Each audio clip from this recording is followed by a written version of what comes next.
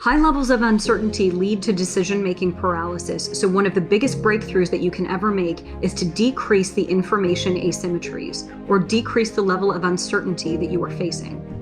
So you do this by engaging consistently in due diligence, not a surprise. But what's interesting is that the way that people approach due diligence tends to be fairly inconsistent. You need a checklist. You need a consistent source of data that you refer to. You need to understand yourself most of all. I tend to lose money when I start making decisions out of fear.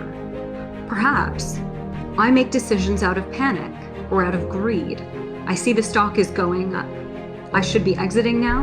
I'm gonna let it run. I'm gonna keep going with it.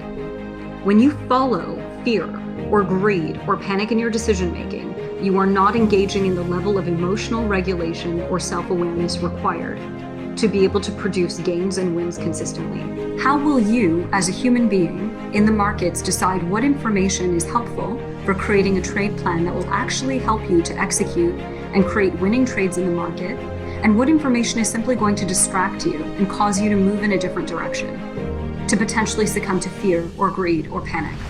3 heavy emotional responses, by the way, that often cause many of my traders to blow up their accounts, and from which I then need to pull them back.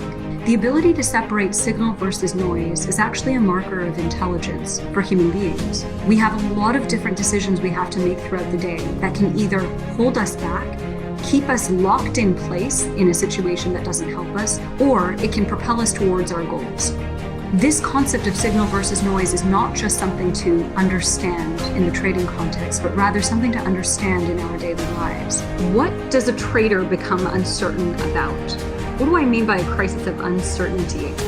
Uncertainty can also come from I don't know what to do next, on the basis of market conditions, on the basis of what our market maker is going to do, on the basis of which way my trade is going to go.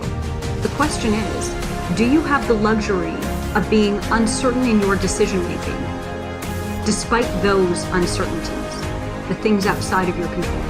Because the truth is that the game-winning trades and the traders who exhibit the highest levels of confidence are those who act with certainty in environments of uncertainty.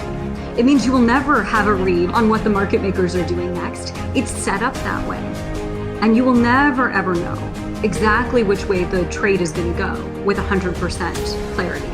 And you never know what your profit and loss is going to be for sure, but you can absolutely drill into the things that you do know about.